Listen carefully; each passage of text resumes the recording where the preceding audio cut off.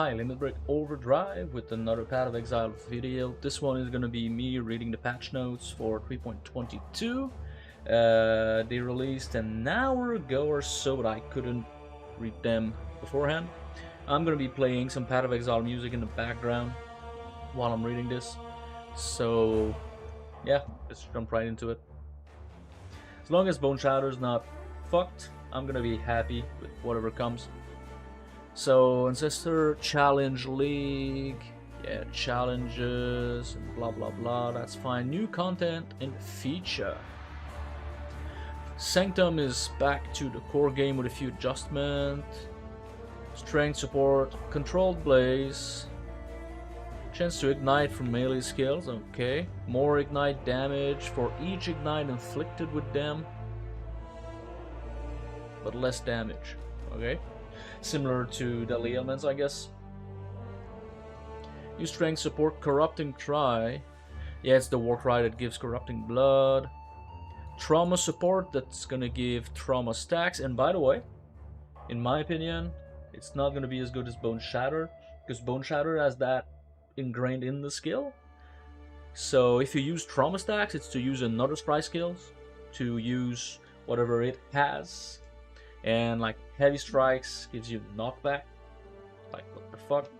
Double strike, more flat damage against bleeding enemies. Yeah, that may be something. I mean, most strike skills, I believe, might not work as good as Bone Shatter with this. Heavy strike would have, but I mean, knockback ain't that great. So we're gonna have to see. But if it works, it's gonna be interesting. Unless they say it's adding damage. Added phys damage per trauma, but takes physical damage. Axes, maces, scepters, and staves. So it's basically just what Bone Shatter has. Volatility. More maximum attack damage, but less minimum attack damage. Maybe good for lightning damage, I don't know. Since the roll is already like kind of wide. Strength int, flame wood. Summons totems, triggering Avenging Flame. When a totem from supporter skills is hit by an enemy, Avenging Flame fires a mortar up in the air, which falls down upon the target, and these are Riodam. Okay, so what? Similar to Cremation? Same kind of projectile? Guardian's Blessing. Oh yeah, this is the minion thing they revealed, like minions are gonna give you auras, but they're gonna lose life over time, so minion instability can use that pretty well, I guess. Dexterity support gem, returning projectile, yeah, Nemesis as a support gem. Sadism supports any skill that hits enemies, so even spells, causing damaging elements inflicted by them to deal damage faster, but causes the inflicted ailment. Okay, so it's faster ailment, but you don't get additional damage, so you lose a support gem that gives you more dot for faster dot. I don't know. Again, might be good. Might not be anything special. I don't know.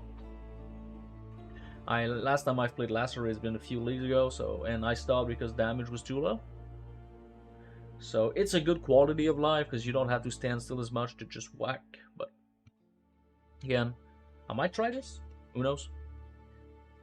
Locust Mine. Okay, mine. I don't really care about mines. Frigid Bond. Link skills. Who gives a shit? Fresh Meat. Support skills that create minions. Minions created by supporter skills gain awakened fury and adrenaline for 10% of their duration, up to a maximum of 10 seconds. Okay. Sacrifice for spells that deal. Okay, it's basically Forbidden Rite, but on any spells. That could be interesting. Spell Blade, causing them to have added spell damage equal. Okay. So Wonders are gonna use that probably. This is my guess. Devour, they talked about it. Destroying corpses. Added 15 new uniques. 2 div cards. Added Atlas passive keystones. Extreme Archaeology. Okay, this is the expedition thing. False areas are no longer corrupted. We saw that. The Maven summons 1 to 3 additional bosses. Modifiers to the final map boss in each map also applies. So more map, more. So that could be pretty good if you want to farm invitations, I guess, or just maps when you get map drops and additional maps, or even, I don't know, maybe with the altars. Oh, you can't. No, you can't use Maven in the altars. Never mind. That would have been too powerful. Destructive play. I just read that. I'm old. All hands, which grants 40% chance to continue a random master encounter. Modifiers to chance. Complete minutes apply to chance for. Okay. So more random masters. So doing master missions without missions. Actually, that's cool. Cassius Pride. Yeah, it's the real tower defense game. Basically, your towers are going to do way more damage and you're going to do way less, so you can just play tower defense to the fullest. Speaker of the Dead. Tormented spirits in your maps can possess player. Yeah, that's interesting. I want to try that for the memes. Endless Tide, which grants beyond portals in your maps cannot spawn unique bosses. Less merging radius. What?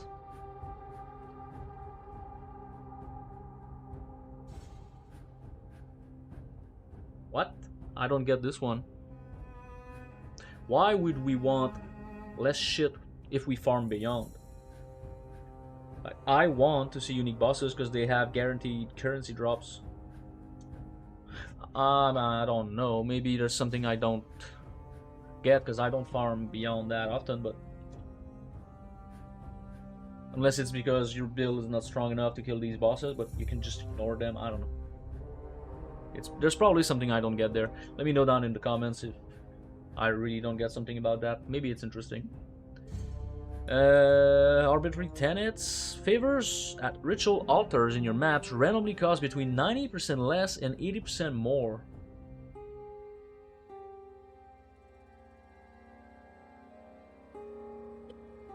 If you choose ritual, that's probably good. Because if there's an item you want, for example, Blizzard Crown, like ritual basis, if you spec into ritual, you're gonna have enough tribute to just get it anyway or just defer it. Whereas if there's a mirror that pops and it's costing like 90% less, you're gonna be able to get it unless it rose at 80% more, and then you just have to defer it forever. So yeah, I'm not sure. Not sure about this one. Maybe, maybe not. I mean, it's case by case, I guess. Immutable Dogma grants cannot reroll favors at ritual altars in your maps, and monsters sacrificed at ritual altars in your maps grant 100% more tribute. That's not useful if you have a really expensive item that you deferred. You spec into that and you can get it earlier, like a mirror or a stack of divine, I don't know. If you really want it, let's say you want to stop farming ritual and you have an expensive item, you just spec into that, do ritual and get your item, and then that's it. So that could be good, I guess. So 2 ritual keystones. I guess people are not farming ritual that much. I like ritual. Unending Nightmare. Delirium Fog does not dissipate. That I'm probably going to take because I need cluster jewels for my build, unless it got butchered, of course. And it's just 2 cluster jewels, but I might farm a few, because once you have the nodes you want to like optimize the jewel. And there's a node on the tree, I believe, that increases the chances to get a boss by a lot and making them drop more unique jewels, so you could farm jewels this way, I guess. And the drawback is you don't get orbs or splinters. Not that big of a deal until you get your cluster jewels, then you can just spec out of that. I like this one. The Timeless Conflict. Yeah, no timer. It depends on how much like a general or a war horde is gonna fill the schism bar. So it could be, for me, it's probably going to be good because I don't tend to farm Legion. And when I see one, I mean, I'm melee, so I have to hop around, find shit. I can't clear screens like Kinetic Blast, for example, or Kinetic Bolt. So for me, that's probably going to be useful just for when I get a Legion. Crop rotation. Harvest crops in your maps contain only tier 1 plants. And harvesting crops in your maps have a chance to upgrade a tier of plants of different colors.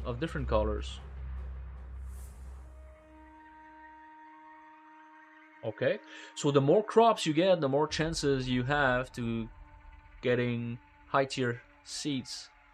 So if you want a boss, it needs to be upgraded 3 times. So with the additional harvest and whatnot. You know what? Tier 4 seeds are kind of rare, so maybe this is gonna give you more chances of getting tier 4 seeds. You're most of the time gonna get like trash seeds, I guess. But you might get lucky for that. So again, I'm guessing we're gonna get Oshabi again as a challenge. So bold undertakings, fortune favors the brave, applies an additional random option, and 100% more cost of the fortune favor the brave map.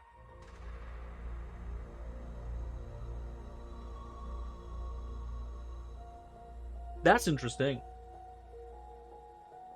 Because you could get, if you get, like there's 2 that cost 10C, there's Ritual, and there's another one, maybe Delirium.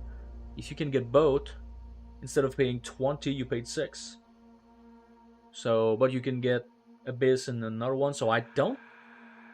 If you use Fortune Favors the Brave, I think this is a really good keystone. Because I don't think there's a lot of options that cost less than 3. So if you get 2, it costs... I mean, yeah, no. I'm doing math, but... This is interesting. I don't use Fortune Favors the Brave myself, but... Unless there's a challenge for it, then that's interesting. Overloaded Circuits, which grants League Map crafting options. Also choose 3 random notable Atlas passive skills associated with that league to treat as allocated and 100% more cost of map crafting options. Wait. Let's say you want to farm Beast. Or is that a map craft? Oh no, it's probably just the... Like Ritual. You don't want to spec into Ritual, but you use that keystone. So you save all the point and travel nodes and whatnot, and you might get lucky. Again, an interesting option. Meticulous Appraiser, which grants modifiers to quantity of items found in your maps instead applied to rarity at 300% of their value. Isn't quantity way better? I don't know. I don't know enough about MF, so. 7 gate, which grants all possible league map crafting options are available while 6 gateways are allocated. What the fuck? It's a lot of travel, but if you want to farm everything, I mean, I probably won't use it, but because I never want to farm everything. But again, if you... Oh! Wait a minute.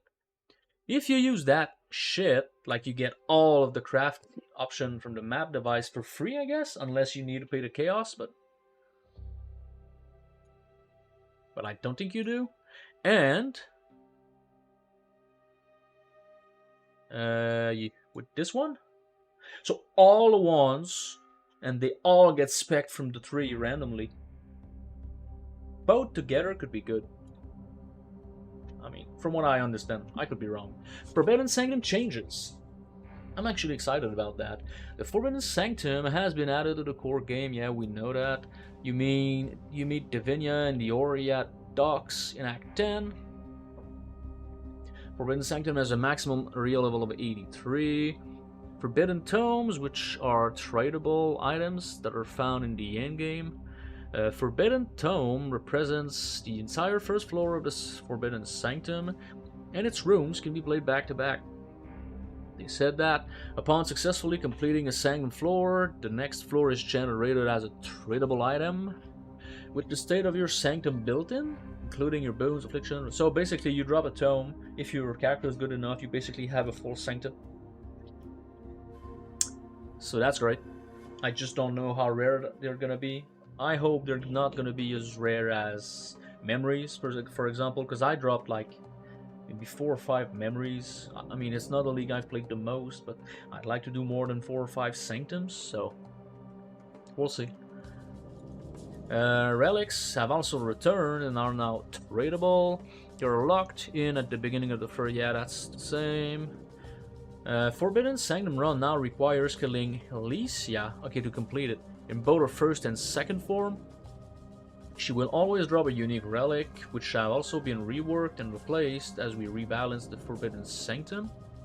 Primary defenses now have some effect on protecting your resolve. I hope it's gonna really be obvious, like there's gonna be a real difference. Armor provides resolve mitigation from enemy hits. Evasion grants a chance to avoid resolve loss from enemy hits.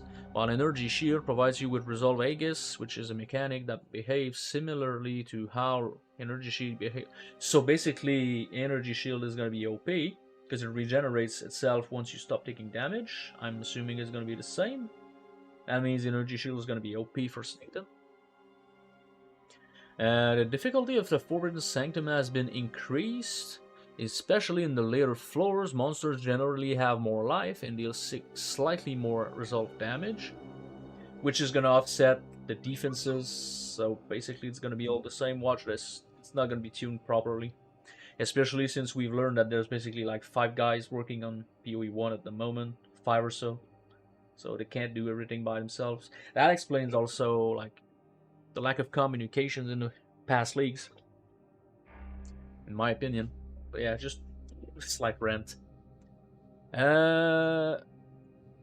So there's now rare monsters. Completing a room now requires killing all rare monster presents. Alright. Basically, it's not Sanctum anymore. It's just normal POE. Monsters in the Forbidden Sanctum are immune to damage if there is no player within 100 units of... Oh, so you cannot off-screen them. I wonder if they're gonna apply that to all monsters in PoE 2. Because in PoE 1, you can't really, because you get off-screen yourself, so it would be kind of bad. Boons and afflictions have been reviewed and rebalanced, and we've also added new boons and afflictions themed around the new defensive mechanics. The Rusted Mallet minor affliction that causes a monster to have knockback has been removed. Relic modifiers have also been reviewed and rebalanced. We've also added new relic modifiers for the new defensive mechanics. More hazards and room variety to the Forbidden Sanctum. It's been adjusted for Rootless, who gives a shit. Atlas changes. Following maps have been added back to the game. Acid Caverns. Yeah, I don't mind this one. Cage is good. It's a nice layout. Channel 2. Dark Forest is fine. Estuary is not bad. Glacier is good. Is it the one I think it is? Like, where the first zone is an open area with a shit ton of monsters and then you get into a cave. I think it's this one. If this is the case, it's a good one. Grave Throw. I want to throw up. Graveyard. This is with the skeletons bosses. Haunted Mansion. Iceberg. Oh, it's Iceberg. I was talking about Iceberg. Iceberg is good. Lava Chamber. I hate Lava Chamber. Oh, is it Lava Chamber? No, it's Lava Lake. I hate Lava Lake. Lookout is alright. Mausoleum's alright. Mesa is good. Probably going to be running Mesa. Palace Pen is alright. Summit I don't really like. Vault is alright, and Waterways, okay. Please leave Cemetery in the game, because I want to get Brother's Gift and whatever the other one is. Okay, to remove Canyon. Canyon is a nice one. Arid Lake is a nice one, and there's a motorcycle. Coral Ruins, good riddance. Crimson Township, I don't care. Defiled Cathedral, Dig, Dry Sea. So I think we get to keep Cemetery, which is great. Grotto is kind of good. Jungle Valley is good. Rampart is good. Okay, it's not the end of the world. That's fine. We're getting good maps. It's a good balance, I think. Map tiers have been shuffled. Some of the map bosses you're required to defeat your Greater Pantheon have been changed. Of course, crafting recipes have unlocked in maps that have been removed from the atlas or not found within other maps. We don't get crafting recipes in maps anymore, right? Do we? Apart from meta mods? Do we? I don't even remember. I mean, it's written, so we probably do. Crafting recipe. Some div cards found a new home. Whiteout. Okay. Unique maps are no longer offered as a mission when re-rolling Kirak's mission with an Explorer Scouting Report. So we need the Comprehensive Scouting Report 1. Or the others, I guess. Oh, there's one for unique maps, I think. Sextant modifiers that cause the final map boss in each map to drop an additional Shaper, Guardian, Elder Guardian, or Conqueror map have been changed to drop upon completing your maps. Isn't this the same thing? Maybe it's just for bosses that have like 2 or 3 bosses. Maps that have 2 or 3 bosses. Like, it just drops when you kill the last one to prevent like getting more than one, I guess. Like you can run City Square and try to get more than one because there's 3 bosses and you can twin it, I guess. So that makes sense. When adding the new Lucid Dreams Keystone Atlas passive, we also took time to review Volside areas and maps and modifiers present on them. All modifiers except one no longer grant additional packs of corrupted Vol monsters. This has been moved to be an implicit modifier instead. Modifiers with upsize no longer have increased item quantity or item corruption chance, unless that is the only thing they do. Okay. Modifiers with downsides no longer have a variable item corruption chance. This is now a fixed value relative to the perceived difficulty of the modifier. Okay. Volside areas can no longer roll regular map modifiers. So no reflect, which is good. Modifiers that add extra monsters are now suffixes. Explicit item corruption chance has been removed. Values provided by modifiers have been rebalanced. New modifiers contain an additional level 21 corrupted gem. Map bosses in corrupted maps no longer have the corrupted tag and no longer drop additional Vol items. Vol Temple map can no longer be obtained outside of corruption, Volside areas, or divination cards. Okay. The Beast Craft, obtained from Aino's memory of Harvest Beast that created a Vol Temple map, now creates a Synthesis unique map. Alright. Added 3 new unique Volside areas. Happy hunting. Atlas passive 3 changes. I think I'm gonna whip out the Atlas passive tree. Just in case I need it. The Shaping the Seas and Shaping the Valley Atlas notable passive skills have been removed! Wait! Isn't it the shit I was using?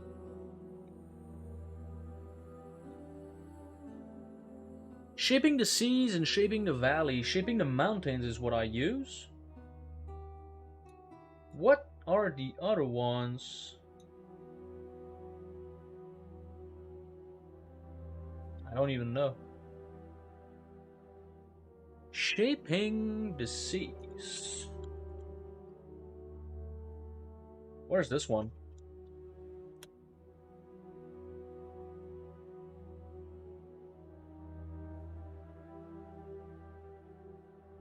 I got no clue. I might just go in POE Wiki instead. Okay. It's not even in POE Wiki, so never mind. And the new bold undertakings and overloaded circuits keystones have taken their position. There are now 6 Atlas passive skills in this cluster, previously 5, with each provide map found. Okay. New map cluster to the Atlas passive tree. Notable shaping the world partially compensates for the loss of shaping the valleys and shaping the seas.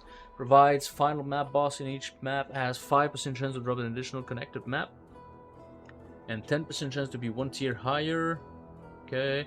A new Beyond cluster. 3 notables. Swarming Hive grants Beyond demons in your maps have 100% increased chance to be followers of Katash. Div cards found from Beyond maps. Okay. Pale Clarion. Do the same thing for Baydat, and they give basic currency. Okay. That's interesting. And Gore give more unique items. So I would take probably Baydat, but I'm guessing we're gonna have to kill all three of them. Just so we can get the challenges, but it's probably the best because basic currency, divines, exalts, chaos. I mean, this is what I would go for. Div card is not bad too. New Torment cluster. Paranormal meeting grants your maps are haunted by an additional tormented spirit. Increased duration. Okay, I guess. Maybe if you take the keystone that like affects you, but Valside area cluster. Unique bosses in Valside areas in your maps deal 30% more damage. Unique bosses in Valside area in your map 100% more life. 20% chance for reward from Valvis. Okay, so 2 ultimatum aspects, possibly. So, okay. Adjacent map drop chance. Sturdy construction. Atlas passive skill no longer has blight towers and their minions in your maps do 20% more damage. Instead, it now has blight monsters in your map take. Okay. Sure. The Delirium difficulty and persistence model, no Atlas passive. Faster, okay, dissipates faster. Oh no, the Delirium increases faster with distance from the mirror and dissipates slower have been removed. Yeah, because you get the keystone, that makes sense.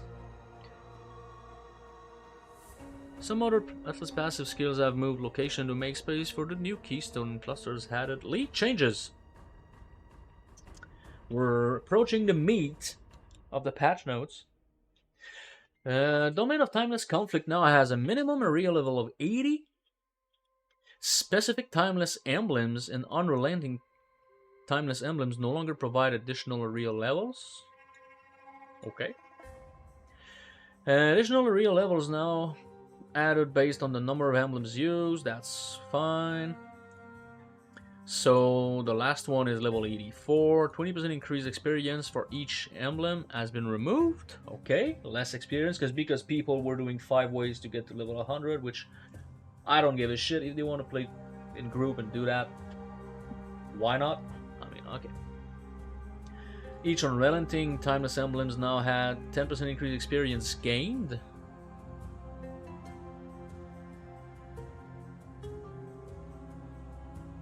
So they cut the XP in half, basically, the bonus XP. Each timeless emblem and unrelenting timeless emblems now had 50% more monster life. Okay, so they made the domain of timeless conflict harder. Big deal. I usually do it once, the 4 wages to get the map device to 5 slots, and that's it. Not really a big Legion guy, but I mean, for the people that like it, I'm not sure it's going to make that much of a difference, but alright. Number of monster kills required to gain Delirium rewards in the following maps has been increased in order to be more consistent with other maps. You know how funny that is? They're all new maps with areas from POE 2, at least that's what they said back in the days. So that was something different with these maps. Maybe they're bigger and that's why there's more monsters. I don't know. Tormented spirits, 20% more life per level. Scaling up to 560% more level. More at level 83. Okay, I don't really care about Torment. Unless this translates to the boss when it gets possessed. So, alright. They now have a tapering less damage taken buff, which activates upon entering their range. Okay, because we just one-shot them. Every enemy a tormented spirit touches, it increases the damage the spirit takes by 5%. Okay. Their AI has also changed quite considerably. Spirits now more aggressively touch monsters that aren't already touched, and more aggressively possess rare or unique monsters. I mean, that's what you want when you do get a spirit, so that's fine. Stats that had tormented spirits to an area are now all consistently described as hunt by instead of sometimes being contains. Okay, this I've spoken about in another video, and basically everybody says Guardian is bad, Chieftain is bad. But, I mean, Ziz says that Guardian might be better than Chieftain. I really don't give a shit about Guardian. I don't play with friends, especially not link skills.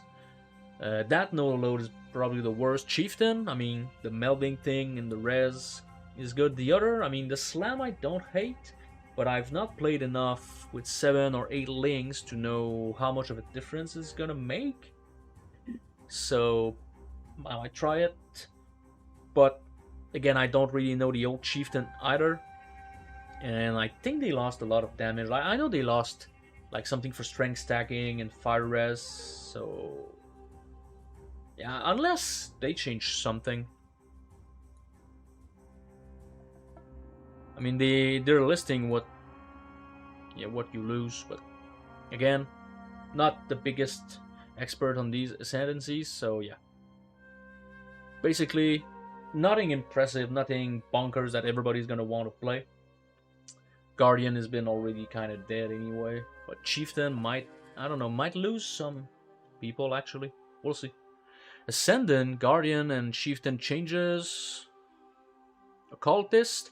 Due to the discovery of a bug where Frigid Wake was incorrectly using a fixed duration freeze, causing it to not be affected by freeze duration modifiers, we have made a below change.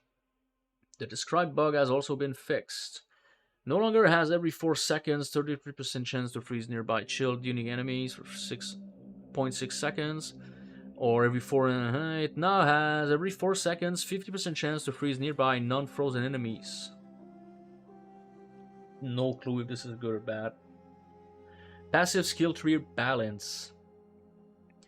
The added a new fire damage with attack skills clustered to the passive tree to the southwest of the Marauder for Chieftain.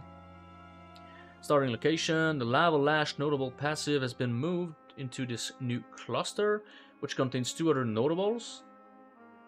Settling Ash, which provides nearby enemies are covered in ash. So basically, they took what Chieftain had as an ascendancy and shoved it on the tree, so more builds could use it. They did that with Glad too. They took Versatile Combatant out and put it on the tree, which I hated, because that gave a better identity to Glad. Now Glad is kind of bad, so they're doing the same thing with Chieftain, which makes me wonder, like, what are they gonna do to Jug and Slayer once they do their overhaul of these ascendancies as well? Because I think they want to do them all. Are they gonna kill them like Overleech is just gonna be on the tree, and the regen fizz damage regen on the tree as well, so more people can play Bone Shatter? I don't know. I don't like this approach. I like ascendancies to have a strong identity and cool mechanics, but that's just me. I'm obviously not a dev. I'm just a random balding guy in his basement, so what do I know? But alright. New Ignite and Bleeding Duration Cluster. Southwest of the Marauder starting location. Cauterization provides bleeding enemies cannot inflict bleeding on you. That's actually nice for bleed immunity. Because as soon as you make them bleed, I mean, you still need to get corrupted blood immunity, but that's interesting as a defensive mechanic, I guess. Is it gonna be worth the skill point? We're gonna have to see. But with that, you can get immune to poison and bleed at the same time if you're playing a bleed build, because there's a mastery for armor and evasion that grants you immunity to bleeding if your helm has more armor than evasion, or poison if it's the other way around. So again, I like this. We're just gonna have to see if this is gonna be useful. And ignited enemies cannot ignite you. Okay. Harvester of Foes cluster has been shifted down slightly to make space for the new cluster. That's the next. Wait, that's one I take, right? Let me open up pad building. Is it the one that gives Imperial effect? Like this one? Yep.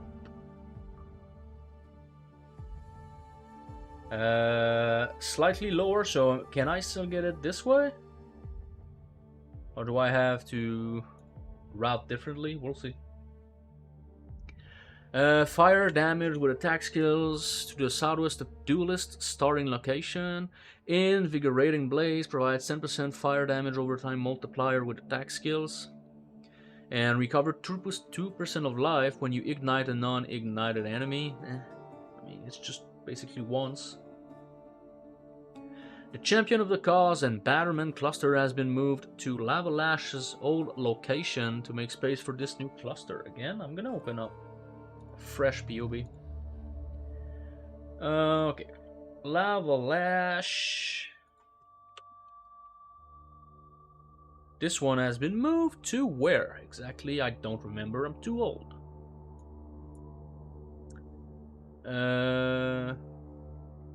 Champion of the Cause and Bannerman.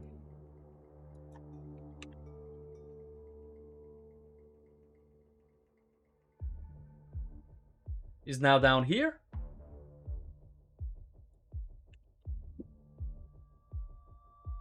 Okay, so they moved this cluster down there. I don't take it in the build I want to make, but I usually do. Wonder if this is gonna change the path. Probably not that big of a deal. The Magmatic Strike's notable passive no longer provides gain 10% of fizz damage as extra fire. Instead, it now provides every 10 seconds gain 30% of physical damage as extra fire damage for 4 seconds. So they made it more complicated to hide a nerf. Right? 10% always. Every 10 seconds, so it's 3% per second for 4 seconds, so it's 12%. So you're actually gaining 2% damage. It's a buff. It's a buff over 4 seconds. But it's not a buff when on the first hit. So probably slightly better for bossing. So, alright. The Dirty Techniques, notable passive, no damage over time multiplier for ailments. Wait, I know this one.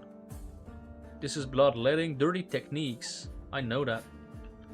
Because I'm a dirty man. Yeah, this thing. Which I took when I was playing Lacerate. No more dot multi. Okay, faster. We already have one node that does exactly that on the tree here. So we lose dot multi, okay.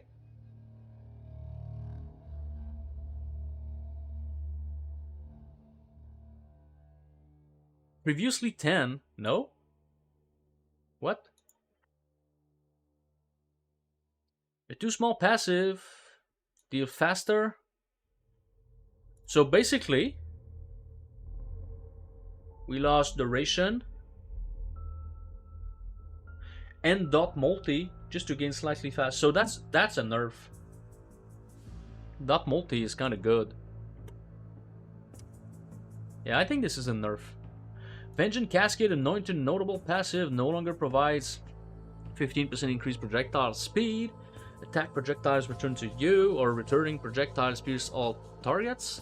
Instead, it now provides returning projectiles have 100% increased speed. So they basically remove that from the game, because everybody was using Vengeance Cascade with Lightning Arrow or any projectile.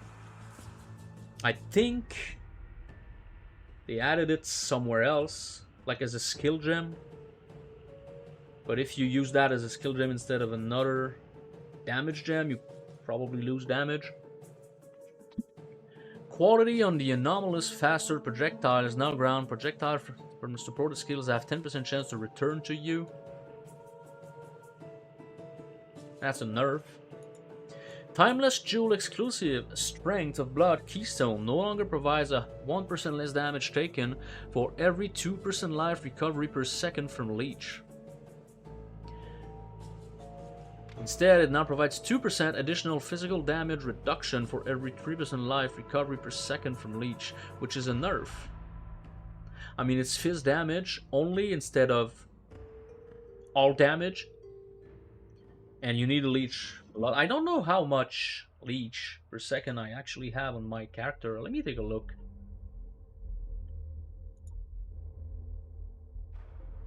I didn't focus on Leech. I'm just curious to see like the baseline, how much it is.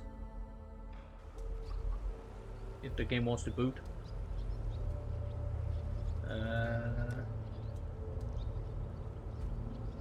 0.4%. So you need to stack a shit ton of Leech for it to be worth. Probably good for Slayer and Bone Shatter, because they don't get the defensive option that Jug gets, but so that might be useful for them. But I mean, it's a timeless jewel. I expect it to be like really good. Not impressed. Added a new charge mastery. Nearby enemies cannot gain charges. The totems taunt enemies around them for 1 second when summoned. Has been replaced with 1% of physical attack damage dealt by your totem is leech to use life. Probably like this more. Temporal Chain Skills now has other effects on cursed enemies expire 25% slower, so for dual curse, I guess. Vault Summon Skeletons now summons 1 Skelly Mage at level 1, previously 0. What? I don't play minions, but you have a skill gem and you can't use it? Is that it? Is it what it was? Dual Wielding. When using Whirring Blades, you now attack with both weapons, dealing the damage of both in 1 hit. Ruthless Support now causes Ruthless Blows with supported skills to deal more damage with ailments caused by melee hits instead of just bleeding. So for Ignite, probably they're trying to boost Ignite, I think, by butchering Chieftain for Ignites as well. So making Ignites like as good for or as bad, depending for every build, I guess. Combustion Support now has Intelligence and Strength attribute requirements instead of pure int. Unseen Strike, triggered by the Hidden Blade unique dagger, no longer has a cooldown. Added the Orb tag to the Cremation skill gem. So, Bone Shatter lives, no change at all. I mean, it's the only good melee skill, let's face it. Unless you have like the Legion, the Savior, Legion Sword, or that kind of thing. Like you can League Start Bone Shatter, and that's, in my opinion, the only melee League Starter, so I'm glad they didn't do squat. The Alberon Warpath unique boots now also has Summon Skeletons cannot summon more than 1 Skeleton Warrior.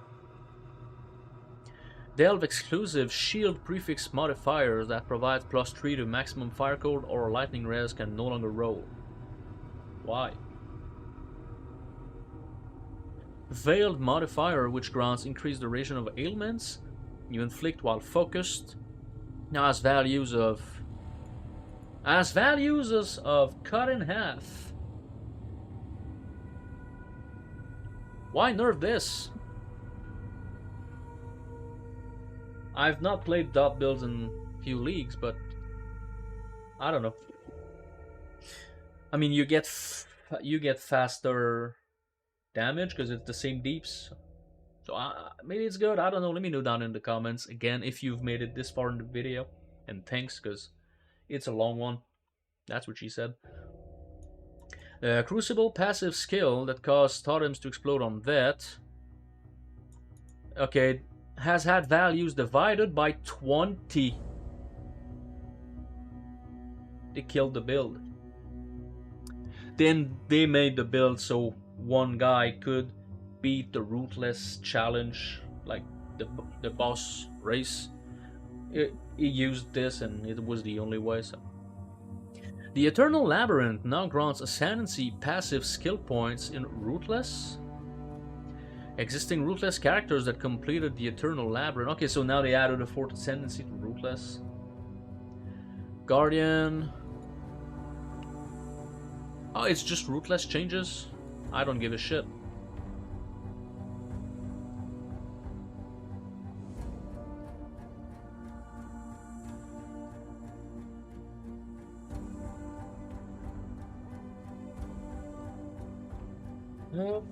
Monster balance.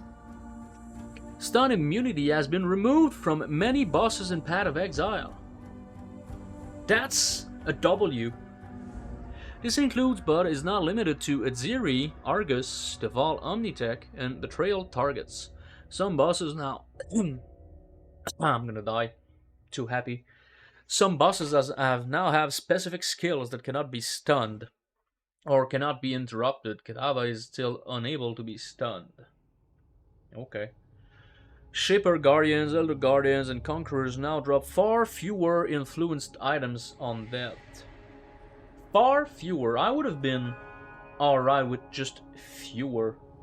Far fewer? Instead of having like 10 or 12, I'm guessing we're gonna get like 2. Nah, not a big fan.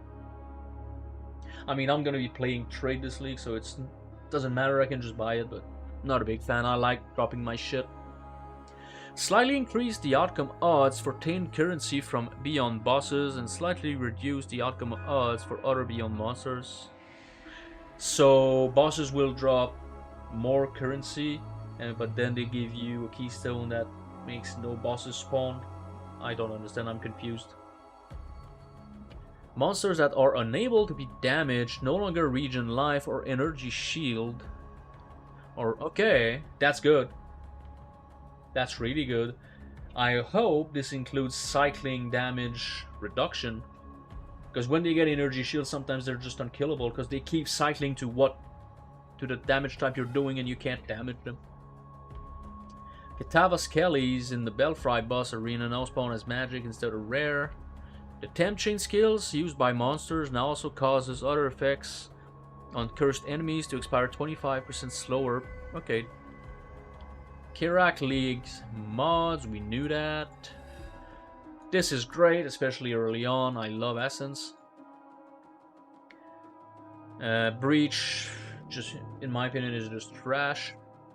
I struggled to get Breach Stones, like one Breach Stone this league. I got one of the 3 elemental ones, no from Ulnatal and no from Shayula, so screw Breach. Our Binger costs 6 chaos.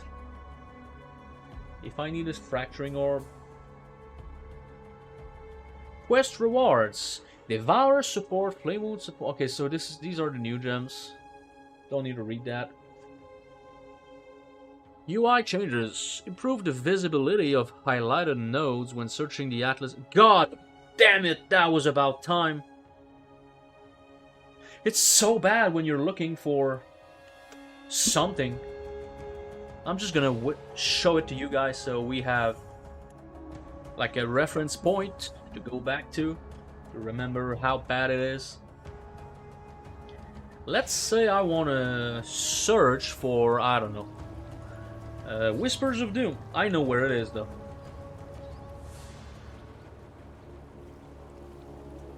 See how bad it is? I knew it was there, so I saw it. But you barely see it blink. Make it like red. Like big, fat, red. I don't know. Something. Good change. Good change. The craft button in the crafting bench UI is now disabled if that craft would fail. Alright, I guess. Quest objective minimap icons are now the same size on the corner map as they are on the map overlay. Updated the Kirak mission window message that is displayed when you have no available missions to be less confusing. Maps that do not match a valid sub stash in the map stash tab are now placed into a special sub stash under guarded maps. This fixes a bug where maps with an incorrect tier could be stashed and become inaccessible. Okay. Item filter changes. Item class names for gems have been changed to be consistent with terminology used in the rest of the game. And bug fixes.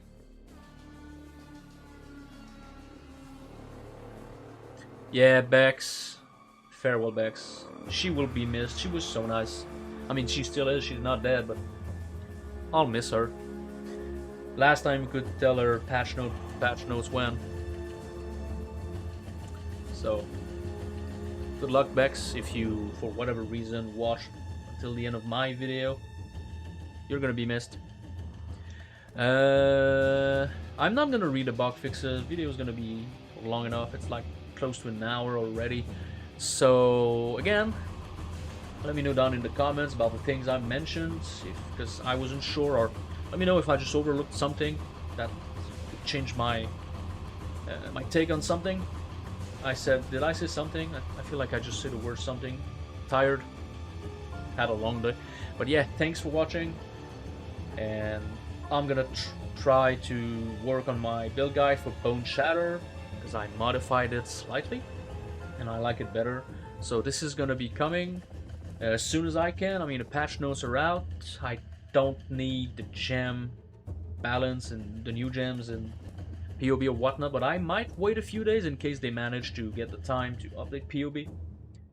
If not, I'll just make another POB link on the video once they do. So thanks for watching, and see you next time.